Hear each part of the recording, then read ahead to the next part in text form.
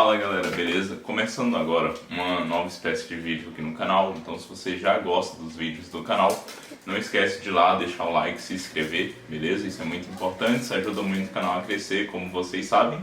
E esse novo tipo de vídeo aqui é um tipo de vídeo bem diferente, bem mais descontraído. Então esse não é um vídeo tão formal como os outros que eu coloco aqui em formato de aula, beleza? Isso eu vou conversar aqui mais tranquilo, na minha casa mesmo, sentado, tá bom? E o que eu vou falar nesse vídeo de hoje? Vou estar falando um pouco sobre essas canetas 3Ds, então elas são tão polêmicas, né? Todo mundo fala tanto delas. E aí eu vou dar minha opinião, hoje não é um vídeo que eu vou então mostrar em funcionamento, tá? Bom, para que serve a caneta 3D? Assim como a impressora 3D, a caneta 3D vai fazer peças plásticas, né? Só que peças bem menos resistentes do que a impressora 3D, e aí se você já sabe, a impressora 3D não é tão resistente e você também consegue fazer alguns reparos com ela, tá? Então eu comprei ela basicamente porque eu vi o vídeo de uma menina consertando um chãozinho numa calçada. A calçada estava quebrada, ela foi lá riscando e ela conseguiu fazer aquela forma. E eu achei isso fantástico e eu pensei que com isso eu também conseguiria arrumar as minhas impressões 3D.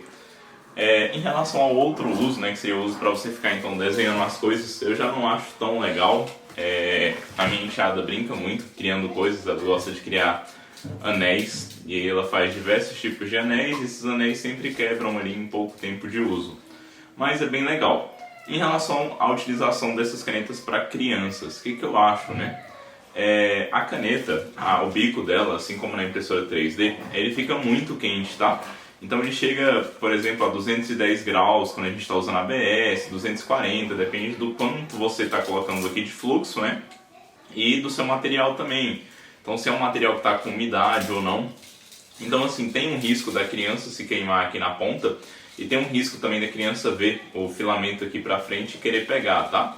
Então assim, se você quer dar um pro seu filho ou se você é um filho e quer pedir uma caneta dessa pro seu pai, saiba que você vai precisar de supervisão, beleza?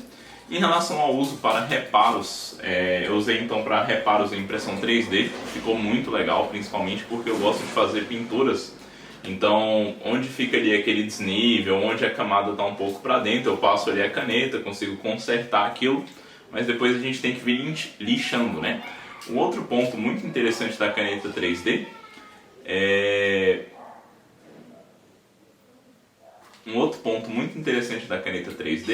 é para você colar as suas peças 3D. Então, por exemplo, vamos supor que você imprimiu uma miniatura. Então você tem o tronco e tem a cabeça e você precisa colar esses dois. O que a gente normalmente faz? Eu normalmente uso aquela cola, se eu não estou enganado, Durepox. Então eu misturo aquelas duas massinhas, eu gosto de usar de massinha porque ela já dá uma preenchida. Então eu coloco as duas massinhas, quando eu não tinha a caneta, eu usava ou massa de correção rápida, ou Durepox mesmo, para ir preenchendo ali o espaço. Com a caneta não, eu pego a caneta, vou preenchendo ali o espaço, depois eu aplico um processo ali de lixar aquele material e acaba que fica direitinho, tá? Então, quanto eu paguei na caneta, quanto custa, né? Eu paguei cerca de R$ 135 nessa caneta, eu comprei em Brasília mesmo, retirei em mãos na mesma hora. É um valor, assim, é bem em conta, né?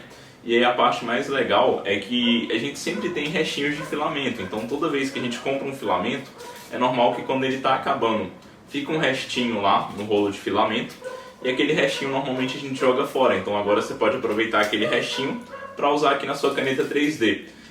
Foi por isso também que eu optei por fazer os preenchimentos então, das peças que ficaram falhadas com a caneta 3D e não com a massa de correção, né? A massa de correção é R$ 20, mas você sempre tem que estar comprando. Filamento não, você compra a caneta e você sempre vai ter um restinho de filamento na sua casa. Então aqui, por exemplo, eu tenho resto de filamento branco, resto de filamento marrom, preto e assim por diante, vermelho.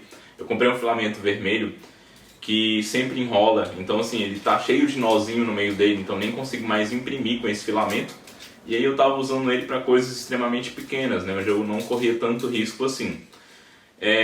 Então, fazer um geral aí da caneta, se você tem uma impressora 3D, ela vale muito a pena. Se você quer dar uma caneta para o seu filho, então, libertar aí a criatividade dele, desculpa, vale muito a pena, mas você tem que se lembrar que você vai precisar de uma supervisão, então esteja lá de olho no seu filho, veja o que ele está fazendo, como ele está fazendo e tome muito cuidado para ele não se queimar. E se você quer comprar para usar a caneta 3D como se fosse uma impressora 3D, você quer criar objetos 3D, eu acho que não compensa, tá? Eu não compraria, apesar de ser super em conta, mas fica a seu critério. Então galera, é isso.